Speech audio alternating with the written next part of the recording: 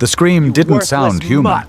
It tore through the crisp Colorado morning like a serrated blade, high, sharp, and raw with pain. Calvin Brooks dropped his coffee mug before his brain even processed what he'd heard. Ceramic shattered on the hardwood, but he was already moving, boots thudding across the kitchen floor, out the screen door, and into the still shadowed pasture behind the barn. The sound was coming from the far side of the shed, where the frost hadn't yet melted on the grass. At first, all he could see was smoke, grey, curling, and acrid.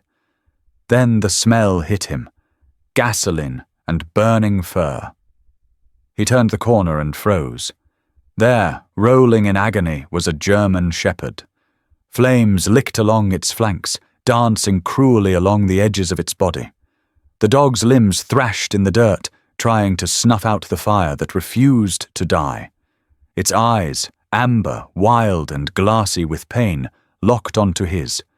It didn't bark, didn't growl, just screamed. Calvin snapped out of his paralysis, sprinted to the garden hose, yanked it free from the hook, and fumbled with the spigot. The old valve groaned as water surged through, but the pressure was weak. He aimed anyway, spraying the dog in short bursts, soaking its fur, dousing the flames. Steam rose around them as the fire gave its final hiss and died. The dog collapsed, wheezing.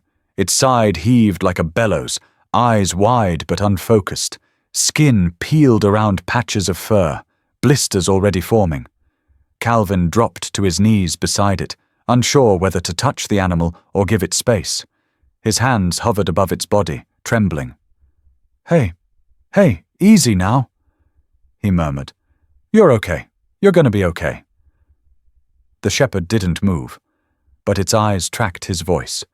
That was when Calvin noticed the red plastic gas can, still lying on its side in the dirt. Still half full. Someone did this. The old Marine in him, buried under decades of farming and heartbreak, surged back to the surface. He scanned the area. No footprints, no vehicle. Just tire tracks, faint in the dirt road, leading out towards the woods. Whoever did this was long gone. Calvin wrapped the dog in the wool blanket from the back of his pickup, ignoring the blood and pus soaking through. The animal whimpered as he lifted it, but didn't fight. Didn't resist. That quiet broke something in him. He laid the dog gently in the bed of the truck and peeled off his flannel to cushion its head. The emergency vet clinic was 20 minutes down the highway. He made it in 13 Doctor.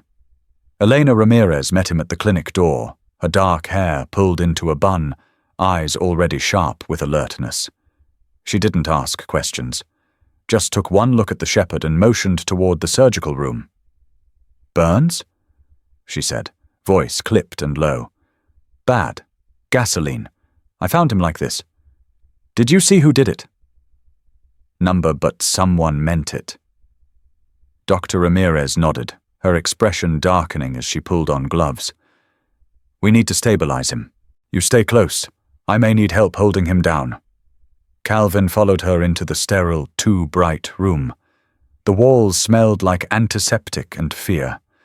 Elena worked with practiced hands, shaving singed fur, applying saline, sliding an IV into the leg that wasn't too raw to puncture.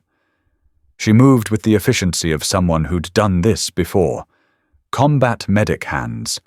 Gentle, but deadly precise. The shepherd flinched, but didn't snap. Just lay there, breathing ragged, unblinking. Elena paused, tilting the dog's head to examine the area behind its left ear. Her brows knit together. "Calvin," she said slowly, "come look at this." He leaned in. Faint beneath the soot and skin was a small tattoo. Faded. Black ink. "That's a military working dog ID." Calvin stared at it, not understanding at first. "You mean this dog's a soldier?" "Looks like it. K-9 designation. Probably saw service overseas. Iraq, Afghanistan. We can trace it." The room shifted around him, like someone had tilted the ground just slightly. Calvin's throat went dry. Elena moved to the computer in the corner. I'm running the ID now. Might take a while. In the meantime, I need to be honest with you. He turned, slowly. Her face was grim. 40% of his body is burned, some areas 3rd degree. He's going to need multiple surgeries, skin grafts, antibiotics, pain control. If he makes it through the next 72 hours, that'll be a miracle. How much? Calvin asked, even though he already knew. 15,000, maybe more. Calvin's eyes fell to the shepherd. It lay there, breathing, barely. Yet something flickered in its eyes. Not pain, not fear. Something deeper. A question. Am I still worth saving? I'm not sure I have $15. Calvin whispered. Not after this winter. You don't have to decide right now, but we have to move fast if you want to try. He looked at the dog again. In the dim edges of his mind, an image surfaced. His son, Daniel, kneeling in uniform, smiling beside a German shepherd. The same amber eyes, the same silent dignity. Elena's voice was soft. You okay? Calvin didn't answer. He turned to the counter, pulled out his wallet, and slid his debit card across the metal table. Do everything you can, he said. Don't let him die. She nodded. I'll do my best. Outside, as the sun began to rise over the hills, the tire tracks behind Calvin's barn slowly faded in the wind. And inside, a dog that had once served in war now fought the fiercest battle of his life. No one knew his name yet. But the way he endured that fire told Calvin one thing. This dog had already survived hell once. Maybe he wasn't ready to give up just yet. Calvin sat on the clinic's cold plastic chair, hands crusted with dried blood and soot, staring at the wall like it owed him answers.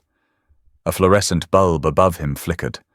The hum it made was the same pitch as the generator that used to keep his son up at night when he came home from deployment. Daniel always said the sound made his teeth hurt. Time crawled. Every now and then he caught muffled voices through the surgical suite door, Elena giving orders, a machine beeping fast, then slow. Once something crashed. He flinched. He barely noticed when the clinic's front door opened. You didn't answer your phone, said a familiar voice. He looked up. Maggie Whitaker stood there, hair still in curlers, jacket zipped halfway, worry etched deep into her face. She'd been his neighbor for 23 years, showed up with lasagna after funerals and whiskey after elections. Today her eyes were glassy. I saw your truck outside, she added. Figured something was wrong. Calvin nodded. There is. Maggie took the seat beside him. Tell me. He did. Quietly. Sparingly. She didn't interrupt. When he reached the part about the military tattoo, Maggie leaned forward. A shepherd? Yeah. Her lips parted slightly. Daniel wrote about one. In those letters he sent you? You let me read a few once. Said something about a dog that saved his life more than once. Calvin blinked. The memory stirred. Not sharp, but present. Daniel hunched over the kitchen table, handwriting that was equal parts precise and chaotic. Something about a dog sniffing out wires, warning of snipers. The name hadn't stuck, but the tone had. Reverence. Like he wasn't just talking about a dog, but a fellow soldier. Before he could say anything, Elena stepped into the waiting room. She pulled her gloves off with a snap and ran a sleeve across her forehead. Her scrubs were speckled with blood and saline. Her voice was steady, but her eyes were heavy. He made it through the first procedure, she said. Stabilized for now. We cleaned and debrided the worst of it. Started antibiotics and pain meds, but he's not out of the woods. Calvin stood. Can I see him? He's sedated, but yes. She led them down a short hallway to a recovery room lined with cages. Only one was occupied. The shepherd lay on a raised bed, 4 lines snaking from his front leg, chest gently rising and falling. Most of his fur was gone, replaced with gauze and raw pink skin. But those amber eyes, the ones Calvin remembered from the pasture, were open now, slow blinking, tracking the room. Elena watched them both. "I pulled the military registry," she said. "His ID matches a dog named Axel. K9 unit designation Alpha 72. Served 3 tours, explosives detection and search and rescue." Calvin felt the floor shift beneath him. "Handler?" he asked. "Sergeant Daniel Brooks," she said quietly. "Your son." Maggie's hand flew to her mouth. Calvin gripped the edge of the metal cage so hard his knuckles went white. He leaned in, heart hammering, eyes fixed on Axel's. "You knew him," he whispered. "You knew my boy." Axel's ear twitched. A small, breathy sound escaped his throat. Not a whine, not a growl. Something more human. He was supposed to be transferred to family after Daniel's death. Elena continued, voice gentle. "But the paperwork got lost. Somewhere between the Army and the Department of Defense, Axel fell through the cracks." 4 years, Calvin said, not sure if he was asking or stating. "At least." Axel blinked slowly. His body trembled once, as if shivering beneath the blankets. Calvin turned to Elena. "What kind of dog gets lost for 4 years and still ends up in my backyard?" "One who remembers where home is," she said. For a moment, no one spoke. Then Maggie touched his arm. "You think it's possible?" she asked. "That he was looking for you?" Calvin shook his head. "I think he was looking for Daniel." A knock at the clinic door broke the silence. Elena excused herself and returned minutes later with a manila envelope. She handed it to Calvin. "These just came from the base. Deployment records, incident reports, handler evaluations." He opened it with shaking hands. The first page was Axel's service summary. The second was a photo. Daniel, younger than Calvin remembered, crouched in the dirt beside a younger, unscarred Axel. His son's arm draped over the dog's shoulders like they'd grown up together, both of them smiling. Not the stiff, formal smiles soldiers fake for press. Real smiles, private ones. Calvin had to sit down. There was more in the envelope. Daniel's mission logs, notes on Axel's injuries, a commendation for valor, but the picture did something no document could. It put flesh on a ghost. "This dog," he murmured. "This dog kept him alive." Elena nodded. "And now maybe you're the one who keeps him alive. Do we know what happened?" Maggie asked. "I mean, how he ended up like that." "Not yet," Elena said. "But I made a report. Sheriff's already pulling nearby surveillance footage." Calvin's gaze drifted back to Axel. The dog blinked at him again. "I don't understand," Calvin said softly. "Why now? Why find me after all this time?" Maggie answered without looking at him. "Maybe he wasn't looking for you," she said. "Maybe he was just trying to go home." Axel exhaled sharply, and this time Calvin didn't imagine it. A thump of his tail against the bedding. Not a flinch. A choice. A greeting. Something inside Calvin, long frozen, began to thaw. He reached through the cage and laid his hand against Axel's head. The dog didn't move, didn't blink, but leaned into the touch, just enough to say, "I remember." A twist of grief hit Calvin hard, sharp and clean, because for the first time since Daniel's funeral, he felt something close to his son. And it had a heartbeat. The wind kicked up dust along the gravel road as Calvin pulled his truck into the driveway of his farmhouse, the same one Daniel used to mow every summer before deployment. He cut the engine and sat still, watching the barn door sway in the breeze. The world outside felt unchanged, familiar, but inside something was shifting. Something deep. Axel wasn't just a dog anymore. he was a thread pulled straight out of Daniel's past, and somehow, against every rational explanation, he'd found his way home. Back inside the house, the silence felt heavier. Calvin poured himself a cup of coffee and stared at it as if it had answers. He hadn't slept more than 2 hours since Axel's arrival. He couldn't stop thinking about that tail thump, the recognition in the dog's eyes, the wordless bond that had been passed from one soldier to another. A knock at the door startled him. He opened it to find Sheriff Riley Harper, tall and weathered from years in the field. In her left hand, she held a flash drive. "Mind if I come in?" she asked. Calvin stepped aside, motioning her toward the living room. "I've got something you'll want to see," she said, plugging the drive into his laptop. The footage was grainy, taken from a security camera mounted behind the Shell station 3 miles out of town. The timestamp read 11:52 p.m., 2 nights earlier. A figure entered the frame, broad-shouldered, wearing a military-style jacket, hood low over the eyes. He crouched beside a dog lapping water from a rain puddle. Calvin's breath caught. "That's him. That's Axel." The man reached out, petting the shepherd gently. The dog's tail wagged once. Trust. Then the man stood, pulled a red gas can from his bag, and without hesitation poured it over the dog's back. Calvin's hand curled into a fist.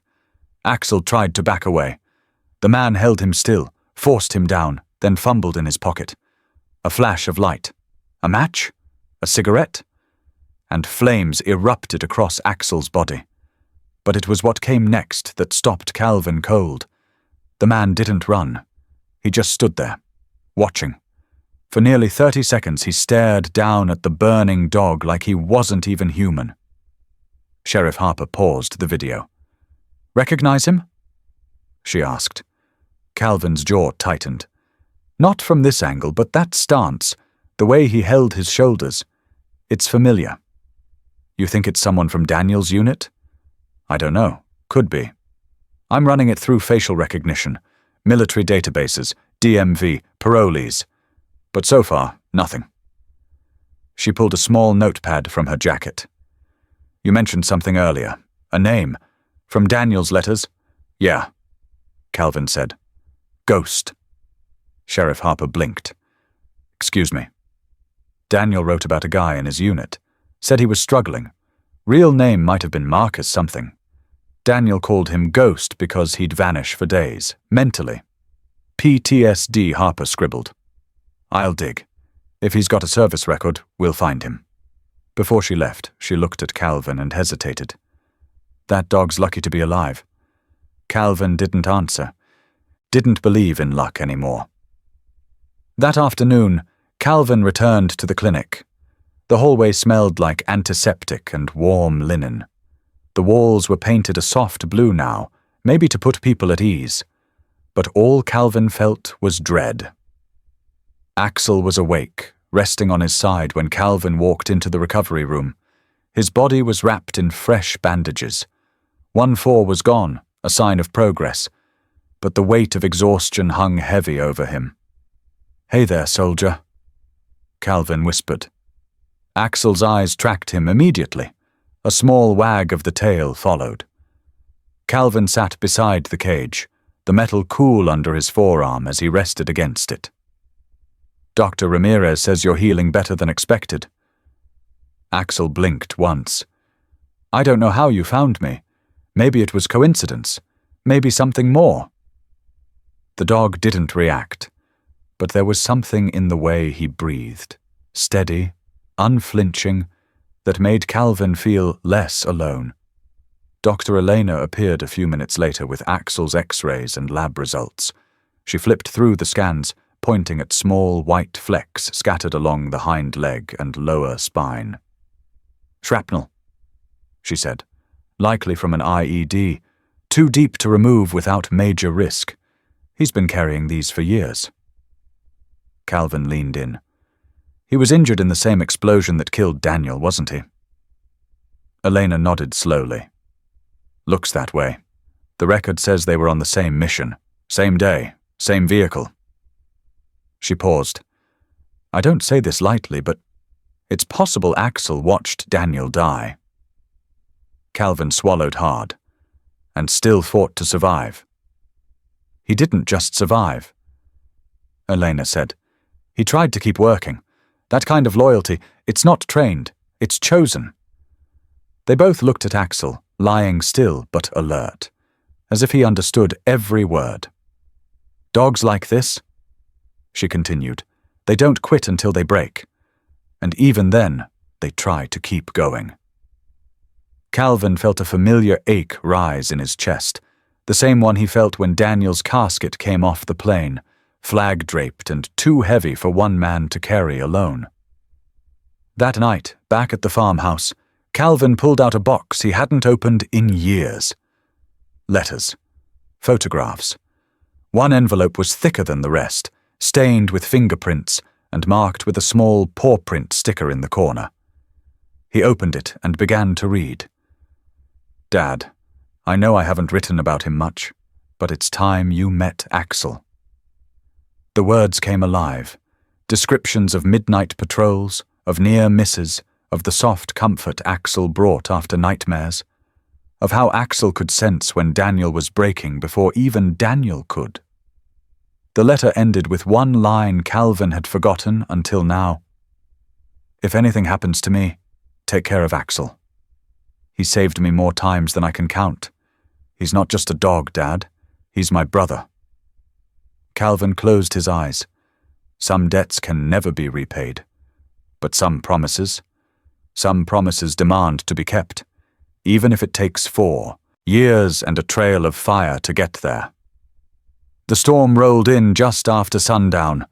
Rain tapped against the clinic windows, soft at first, then harder, like fingers drumming with urgency.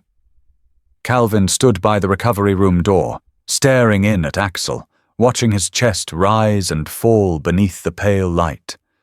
The dog's eyes were closed, but his ears twitched occasionally, responding to far-off thunder. Dr. Ramirez had left an hour earlier, finally convincing Calvin to stretch his legs while one of her techs monitored the IVs. He hadn't eaten all day. Didn't want to. The only thing that mattered was inside that room, wrapped in gauze and fighting invisible wars. Mr. Brooks, came a voice from behind. Calvin turned to see Elena's assistant, a soft-spoken young woman named Casey, holding a clipboard and a cautious expression. There's an estimate, she said. For what Axel will need, I mean. We updated it after the second round of labs. She handed it over like it might burn his hands. Calvin scanned the numbers. Skin grafts, medications, ongoing wound care. Rehab.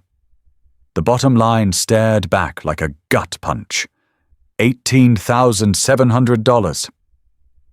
And that's assuming no infections. Casey added quietly.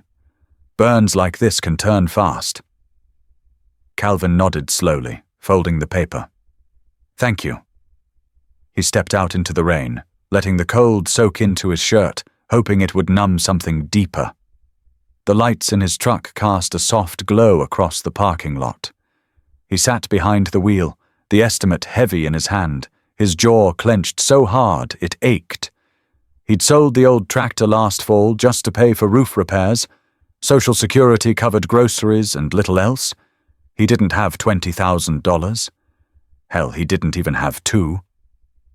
The door to the passenger side creaked open. It was Maggie. She slid in without asking and handed him a thermos. Chamomile. You look like you haven't slept in 3 days. He took it, wordless. I heard from the sheriff. She continued. They're tracking the guy in the footage. No matches yet, but she's working on it. Calvin didn't respond. I also heard you might have to put the dog down. That made him look at her. Don't give me that face, Calvin. People talk. He stared out at the rain again. It's not about putting him down. It's about not being able to keep him alive. Maggie's expression softened. He's Daniel's. Calvin nodded once, and he found his way back here, After 4 years. That means something. I know, he whispered. Then don't let money decide whether he gets to live. You got 18 grand lying around. No, she said plainly. But maybe someone does. Calvin turned to her, confused. Tell the truth, she said. You'd rather die in that truck than ask anyone for help. But this isn't about pride anymore. It's about keeping a promise. The next morning, Calvin stood in front of the old VFW hall on Main Street, with a cardboard sign and a stack of flyers. Rain had given way to wind, and the cold bit at his fingers. But he stayed. He told the story again and again. About Daniel, about Axel, about what had happened behind the barn. People listened. Some nodded politely. Some cried. Some shook their heads at the cruelty of it all. By noon, a reporter from the local paper showed up, then a camera crew from Denver. The story spread fast. Former Marine battles to save son's war dog after horrific attack. The donations started small, a $20 bill folded into his palm by a woman who'd lost her husband in Desert Storm. A check from a retired firefighter. A crumpled envelope stuffed with $5 bills and a note written in shaky handwriting. For the goodest boy. By dusk, they'd raised $3,800. Not enough, but something. Back at the clinic, Dr. Ramirez met him in the hall with new lab results. White blood cell counts holding, she said. No signs of infection, but we've got another problem. Calvin's gut tightened. What now? She hesitated. Axel's back right leg. He's not responding to deep pain stimuli. Could be nerve damage. Permanent. What does that mean? It means he might never walk normally again. Calvin looked past her to the recovery room, where Axel lay resting. You think he wants to keep fighting? I think if he's breathing, he's not done. Inside the room, Calvin knelt beside the cage. Hey, boy. Axel stirred. His tail thumped twice, soft but deliberate. Calvin rested his forehead against the cage bars.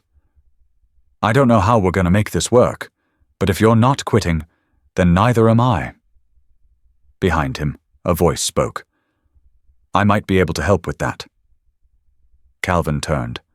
A young man stood in the doorway, late 20s, hoodie pulled low over a face that seemed both familiar and unfamiliar. His eyes were sunken, shoulders slumped. But there was something else, a quiet recognition, a haunted weight. I saw the news story, the man said, about the dog, about Daniel Brooks. Calvin stood slowly. You knew my son. The man's voice cracked. He saved my life. Calvin stared.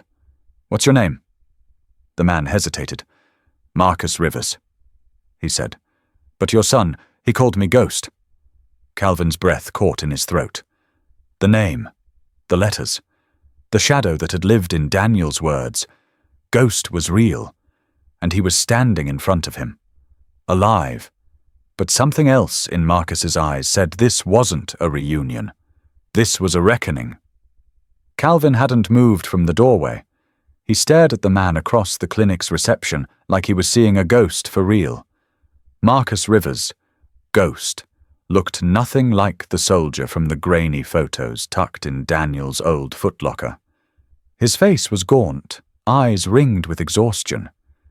His hands fidgeted in the front pocket of his hoodie like they didn't know what else to do. I didn't come to cause trouble, Marcus said quietly. I just wanted to know if he's okay. The dog. Calvin stepped forward, slow and cautious. You know what happened to him? He asked. Marcus nodded once, eyes never leaving the floor. I was there. The air thickened. Somewhere down the hall, a monitor beeped steadily. The rain had returned, tapping against the window like a metronome counting down.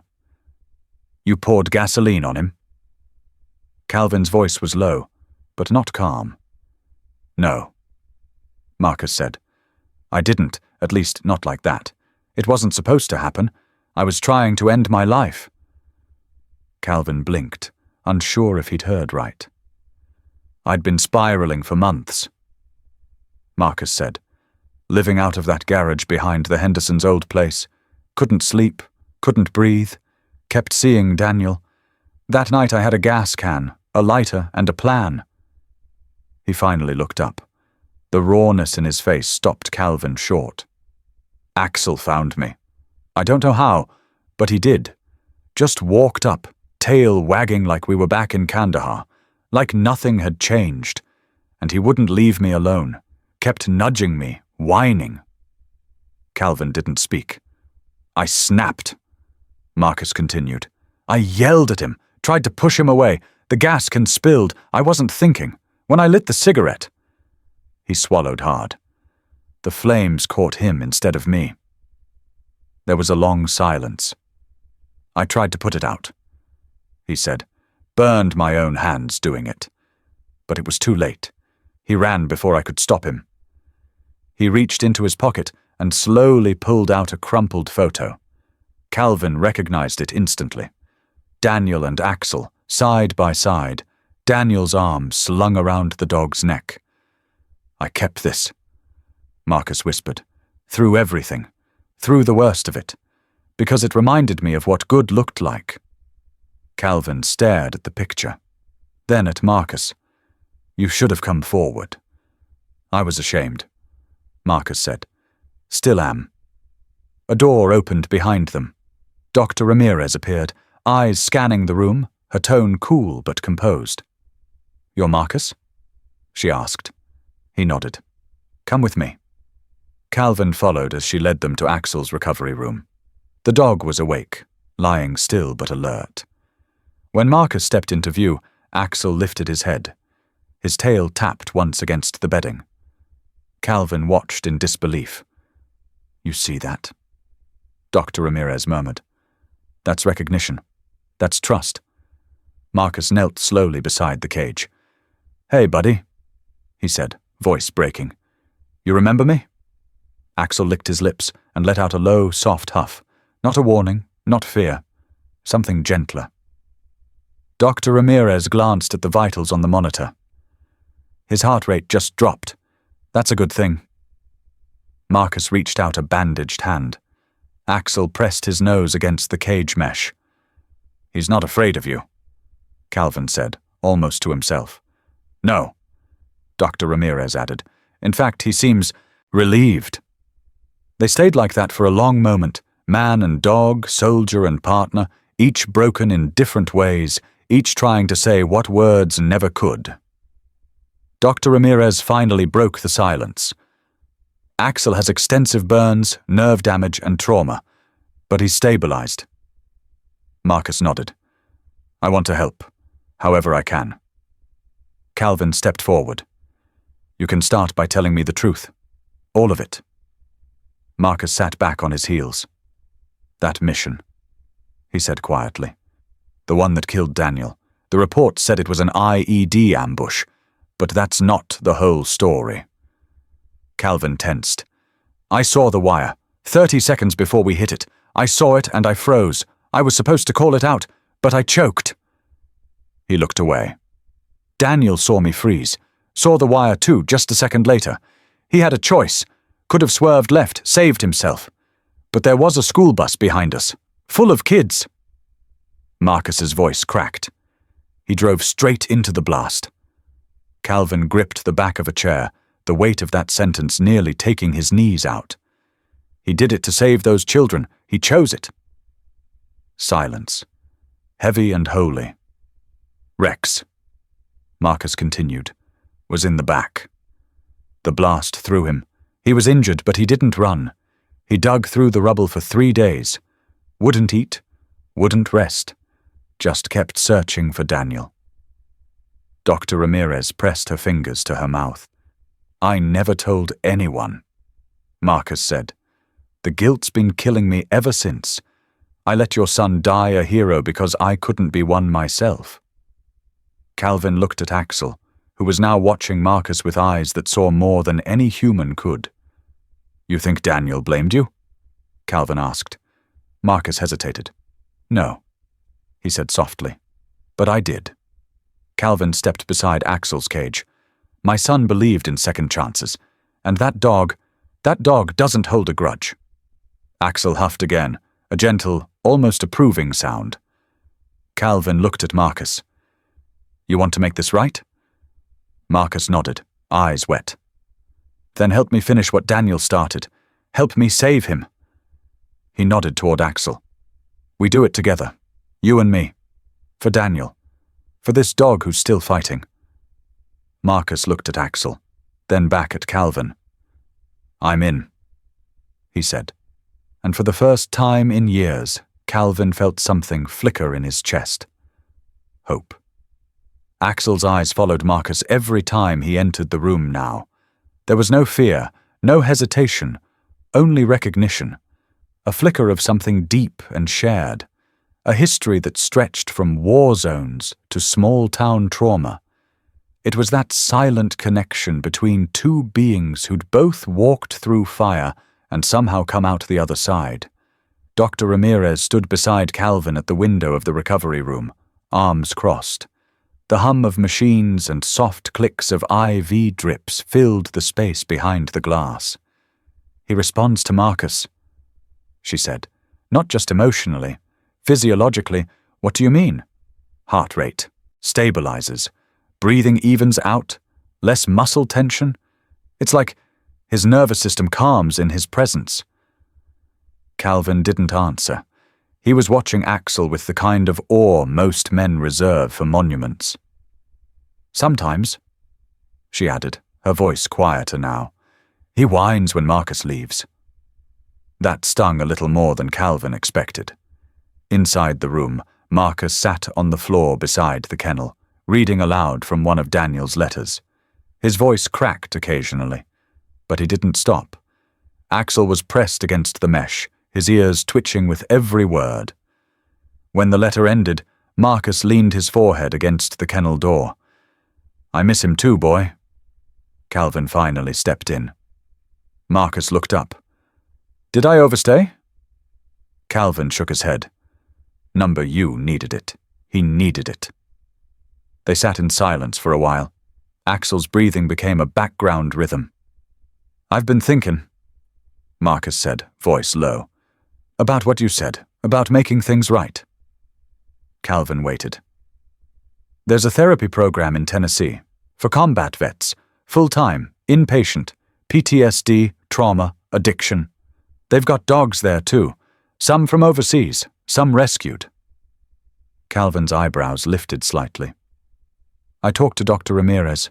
She knows people there. Said I might be a fit. That what you want? It's what I need, but I don't want to leave until I know Axel's out of danger. Calvin nodded. We'll keep him steady. You focus on getting your head right. Marcus looked at him. I'm not just doing it for me. I know.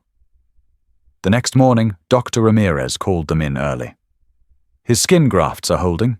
No signs of infection. Blood work's improved. Relief hit Calvin like a wave, but it didn't last long.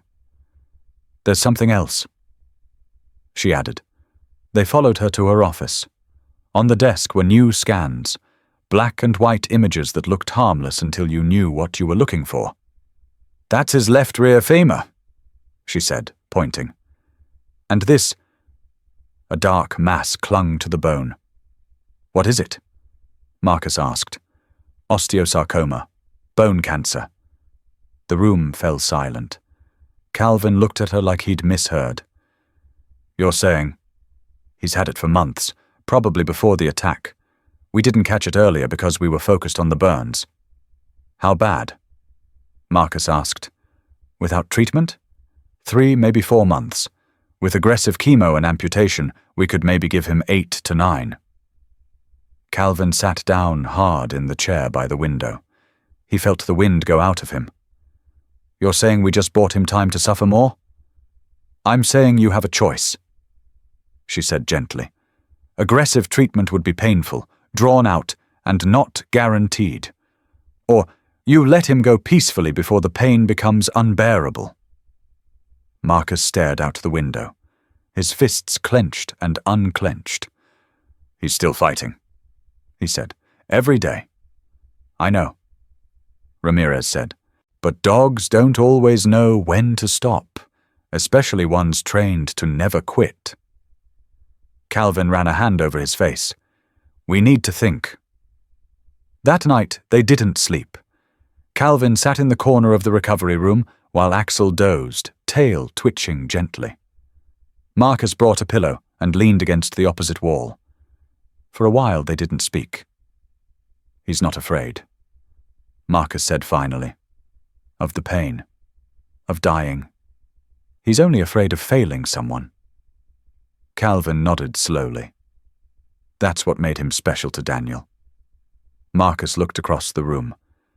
Maybe that's what makes him special to all of us. Later, as the machines beeped softly in the dark, Axel opened his eyes. Calvin moved beside him. "Hey, soldier," he whispered. "You've done more than enough." Axel looked up, those intelligent amber eyes soft but steady. "We're not quitting," Calvin added, "but you don't have to carry it alone anymore." From the other side of the room, Marcus stepped forward and knelt. "You've been saving everyone for so long," he whispered. "But now, let us save you." Axel blinked once. Then, slowly, he pushed his nose forward against the cage and rested it in Marcus's hand. For a long time, no one moved. It wasn't surrender. It was trust, pure and whole. And sometimes, in a war none of them had chosen, that was the only kind of victory that mattered. The clinic was quiet that morning. Too quiet. Calvin had been there since before dawn, same as always, sipping lukewarm coffee and watching Axel breathe through the glass. It had become a ritual now. He'd show up, speak to Axel like he was reading letters from Daniel's ghost, then sit back and wait for something. Anything to shift. Marcus hadn't arrived yet. That wasn't unusual. He'd started helping the sheriff's department with interviews and community outreach for the upcoming PTSD awareness fundraiser, something he volunteered for without being asked. It was his way of staying in the fight while preparing for Tennessee. At 7:13 a.m., Dr. Ramirez stepped into the waiting room with a look Calvin hadn't seen before, controlled, but grim. "Axel's fever is back," she said. "Spiked overnight." Calvin's heart dropped. "Infection?" he asked. She nodded. "Could be systemic. We're running panels now, but it doesn't look good." He was on his feet before she finished speaking. Inside the recovery room, Axel looked weaker. His tail gave a slow wag when Calvin knelt down, but it lacked the snap of before. His gums were pale, breathing shallow. Something had shifted, and not in their favor. "I'm here," Calvin whispered. "You're not going through this alone." Axel blinked, barely. An hour later, Marcus walked in. His boots were soaked from rain, jacket clinging to him like he hadn't noticed the storm at all. The moment he saw Axel, he froze. "What happened?" "Fever's back," Calvin said. "Could be." Sepsis Marcus approached the cage, dropping to his knees. No, not now. You're so close." Dr. Ramirez appeared again, this time with lab results in hand. His white blood cell counts through the roof. She said, "We're starting an aggressive antibiotic cocktail now, but the next 12 hours are critical." Calvin glanced at Marcus. "You staying?" "I'm not leaving this room." The two men settled in again, this time not in silence, but in shared dread. Hours passed. The wind howled outside, rattling the clinic windows. Axel lay still, barely reacting, his body wrapped in sterile blankets, his IV line pumping like it was trying to beat time itself. At 3 a.m., Marcus broke the silence. "I keep thinking about what Daniel said, the last day we were out there," he whispered. "He'd gotten a letter from home, from you and his mom. Read it out loud to Axel like it was a campfire story." Calvin looked over. He said, "When I get home, I want to love someone the way my parents love each other. 42 years, and they still hold hands across the dinner table." He told Axel that, like he was practicing for something real. Calvin swallowed hard, the memory of that letter flooding back like a river breaking a dam. "I thought I lost everything when Daniel died." Calvin said, "Turns out I just didn't know where the rest of him went." Marcus nodded, eyes fixed on Axel. "He went into this dog." At 4:38 a.m., Axel whimpered, weak but present. Then again, louder. His eyes fluttered open. Dr. Ramirez rushed in at the sound, stethoscope already out. Calvin and Marcus stepped back as she moved fast, checking vitals, reading monitors. She looked up, shocked. Fever's dropping, rapidly. Calvin blinked. "What does that mean?" "It means he's fighting back." Axel shifted, his front paw moving against the blanket, trying to pull himself forward. He was weak, but determined.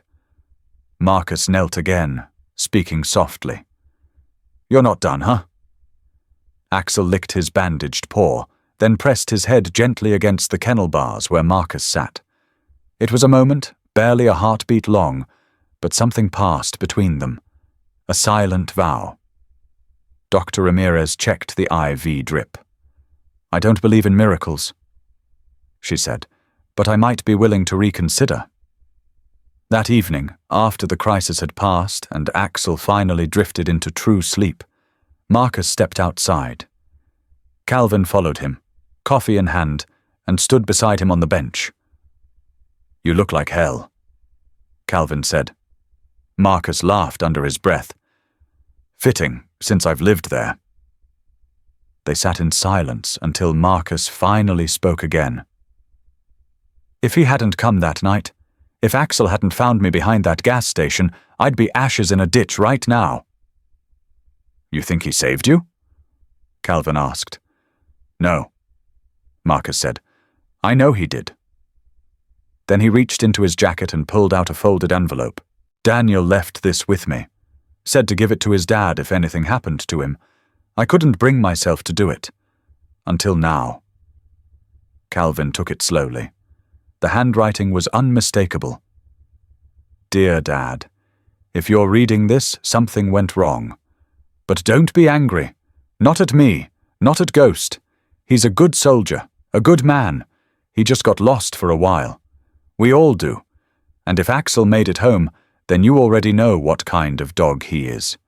What kind of brother he's been to me. Take care of him. Let him heal you. And let him heal Ghost, too. Because he's not just mine. He's ours. Love you." Daniel Calvin's eyes burned, but the tears didn't fall. Instead, he stood, looked out into the horizon where the storm had passed and the sky was bleeding into light. "He always knew how to find the truth," Calvin said, "even before the rest of us were ready." Marcus looked down at his own hands. "So what now?" Calvin didn't hesitate. "Now we finish what Daniel started." Inside the clinic, Axel slept peacefully, one ear twitching slightly, as if hearing the words from somewhere far beyond. The first time Axel stood without trembling, it was raining. Not a soft drizzle, but a southern downpour that slapped the windows of the rehab clinic like nature was trying to wake the town itself. Calvin had just returned from the sheriff's department, where they'd reviewed camera footage tied to an arson case that was starting to look less like an accident and more like a planned hit. Inside the kennel, Axel shifted his weight onto all fours and, slowly, almost defiantly, took a step. "Doc!" Calvin shouted. "He's up!" Dr. Ramirez hurried in, her eyes wide, and when she saw Axel pushing himself forward, she stopped short, hand covering her mouth. Axel made it 2 steps before collapsing, but they weren't just steps. They were a declaration. "You stubborn, beautiful bastard!" Marcus whispered from behind Calvin. Marcus had been there every day now. Every hour, if Calvin was being honest.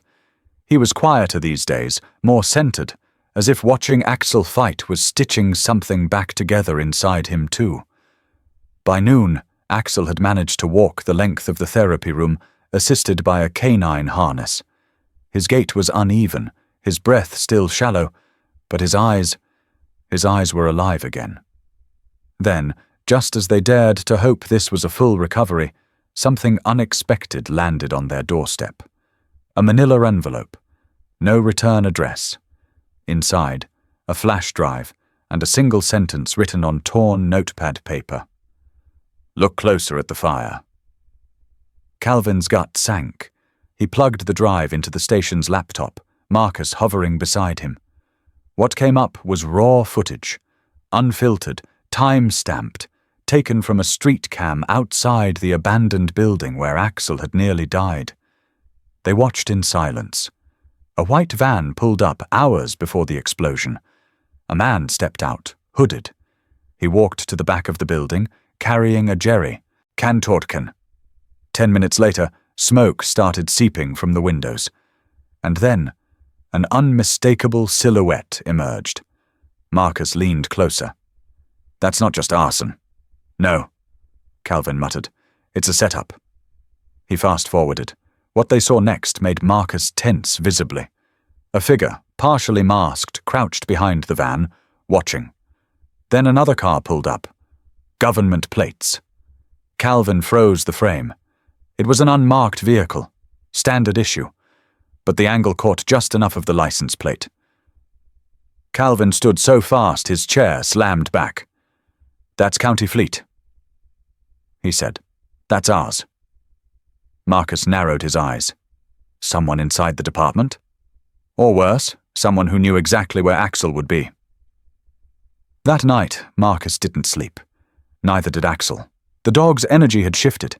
He was pacing again, slowly, but with intent, like something was coming. And it was. At 2:14 a.m., the clinic's security system triggered. A soft beep, then a hard one. Calvin's phone lit up with the alert, and before he could call, the power cut out. "No," he growled. He grabbed his keys, holstered his sidearm, and was out the door in seconds. Marcus was already halfway to the clinic in his truck, having felt something too. Call it instinct, call it trauma-wired reflexes. But his foot slammed the gas the moment the thought hit. They're coming back to finish it. By the time he arrived, a figure in black was prying the back lock of the clinic door open. Marcus didn't wait. He tackled the man from behind, sending them both sprawling into the mud. The attacker scrambled, throwing a wild punch that connected, splitting Marcus's lip. But before another swing could come, a blur shot out from the darkened hallway. Axel. No hesitation. No bark. Just movement. The German shepherd hit the man square in the shoulder, teeth clamping down on the wrist holding the crowbar. The man screamed, tried to shake him off, but Axel didn't let go. Not until Calvin arrived seconds later, gun drawn, voice steady. "Don't move." The intruder froze. Axel released his grip, backing off just enough to stand between Marcus and the man, tail stiff, eyes locked. When they cuffed him, the truth cracked open like a rotten floorboard. The man wasn't just any thug. He was a former contractor, once tied to a military K-9 division, dishonorably discharged. His file had been sealed, but Marcus recognized him instantly. "He was in our unit," Marcus said, voice low. "He worked logistics, knew all the routes, all the animals. And he'd known which dogs were trained, not just to fight, but to recognize patterns, like sabotage, like war crimes. Axel had seen something overseas, something they were never supposed to bring home, and now someone was cleaning up loose ends, that someone had underestimated the dog. Again. The sheriff's department took it from there, digging deeper into what Axel might have sniffed out on his final tour. But for Marcus and Calvin, the pieces were falling into place too fast to ignore. "This wasn't about revenge," Calvin said as they sat in the clinic afterward, Axel lying calmly between them. Marcus shook his head, It was about erasure. But Axel remembered. Calvin said, "Even if we didn't." Outside, the rain had stopped. The sky split open with early light. Axel raised his head, eyes alert, ears tuned, not just to sound, but to the scent of something still unfinished. He wasn't done. Neither were they. The man they'd arrested 2 nights ago had gone silent, lawyered up, and been moved to a holding facility pending federal transfer. But the weight he left behind settled like cement on Calvin's chest. And Marcus, he was starting to remember things. Not all at once, not cleanly, but flashes. The smell of diesel, a name scribbled on a ration box, a shadow watching from the hills on a night when their convoy lost 2 men and 3 dogs, including Axel's brother. That morning, Calvin met with Special Agent Lisa Brandt from the Department of Defense Inspector General's office. She was sharp-eyed and didn't mince words. "You're not wrong," she said, flipping open a file. "Your dog was on a short list, witness to an incident during Operation Talon. We were never given full footage, only reports. Someone's trying to bury this." "Who?" Calvin asked. Lisa looked him square in the eye. "That's what I'm here to find out, but your dog may be the only living thing left that can connect the dots." They brought Axel into the station later that day. Not for questioning, but for something else. Recognition. Lisa laid out photos, one by one, men in uniform, places, vehicles. Axel didn't respond until she slid forward a photo of a man in fatigues standing near a fuel depot. Axel stiffened. A low growl built in his throat. Marcus leaned forward, staring at the image. "That's Lieutenant Hensley. I remember him. Logistics officer. He was off, always watching." Lisa nodded. "He disappeared 4 months after Axel's unit came back, officially listed as civilian contractor now, but off the grid." Calvin's phone buzzed. Deputy Owens. "We found something," Owens said. "That white van from the arson, traced back to a shell company in Montana, registered under Hensley's middle name. We're pulling his last known address." By nightfall, the tension snapped. A break-in, not at the clinic, not at Marcus's house, but at the county archive. Lisa was the first on the scene, weapon drawn, barking commands. Inside, file cabinets had been raided, hard drives gone. But something else caught Axel's attention. As Calvin and Marcus entered behind Lisa, Axel veered left, his body language changing from curious to locked in. He stopped at a small HVAC grate. Whined. Calvin knelt, pried it open. Inside, shoved behind insulation, was a flash drive and a torn photo of Axel, burned at the edges. Lisa took the drive back to her laptop. When the files opened, they all leaned in. Surveillance logs, shipment manifests with falsified inventory. A memo. Dog number 4218, unreliable. Recommend disposal post-debrief. "That's Axel's number," Marcus said quietly. Lisa's jaw clenched. This wasn't just sabotage. They were using animals to move things, disguised military tech. Hensley was the funnel, and Axel saw it. Suddenly, a loud noise outside. Gunshot. They rushed to the back exit, Lisa leading, Marcus close behind.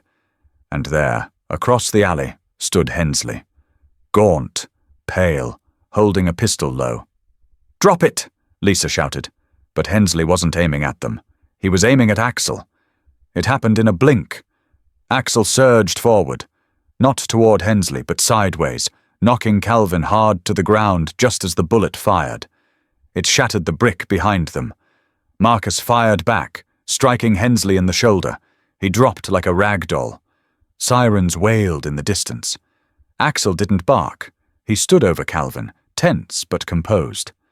Lisa moved in, cuffing Hensley with a ferocity that mirrored the weeks of buried truth. "You were going to kill a dog to protect a lie," she hissed. "No." Hensley spat through bloodied lips. I was going to kill the only thing that remembered. Back at the station, medics treated Calvin for a cracked rib. Axel sat beside him, motionless, watching every hand that approached his human. You knew, Calvin whispered. The second you smelled him. You knew. Axel blinked. His body leaned against Calvin's knee. Not hard, but enough. Lisa stepped in with a folder in hand. This goes deeper than we thought, she said. But you just exposed the first layer, and I'd say your dog just saved a hell of a lot more than just you. Marcus stood in the doorway, arms crossed, silent. His gaze never left Axel, neither did his respect. The case wasn't over, but something had shifted. The dog who'd been burned, discarded, and nearly destroyed had just cornered a federal traitor with nothing but instinct, memory, and heart. Axel wasn't just surviving anymore, he was leading. The courtroom was smaller than Calvin expected. Nothing grand, nothing dramatic. But the silence was thick as the judge read through the indictment, his voice measured, flat. Hensley sat hunched at the defendant's table, one arm in a sling, his face pale and blank. The weight of his betrayal stretched far beyond what any of them had first imagined. Dozens of names had surfaced, soldiers who were silenced, equipment rerouted, dogs discarded when their loyalty threatened a lie. And at the center of it all, Axel. When Lisa Brandt finished her testimony, laying out the chain of evidence, she paused. "This dog," she said, motioning to where Axel lay by Calvin's feet in the gallery, "was treated like equipment, then targeted like an enemy. But he never stopped doing his job, not even after the people in charge gave up on him." A murmur ran through the room. Calvin stood, not to speak formally, but because he had to. "He wasn't just a dog," Calvin said quietly. "He was my son's partner, and when my son died, Axel didn't quit. He waited, for justice, for someone to listen. He remembered what none of us could, and when it counted most, he acted." No one clapped. No one needed to. The silence afterward said more. 3 weeks later, Calvin drove to the VA hospital where Marcus had checked himself in. The man was healing, physically and mentally. Not all better, not fixed, but lighter. They walked together without saying much. Just the crunch of gravel underfoot and the sound of Axel's paws padding ahead, his ears perked, tail steady. At a bench under the oaks, Marcus sat.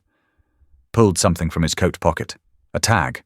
Burnt on the edge, dented but legible. "Axel, number 4218. I kept it," he said, placing it in Calvin's hand. Before the fire, I didn't even know why." Calvin didn't speak. He just nodded, ran his thumb across the metal. Axel stepped forward, rested his chin gently on Marcus's knee. The man froze, then reached down, tentative, laying a hand on Axel's neck. For the first time, the dog didn't flinch.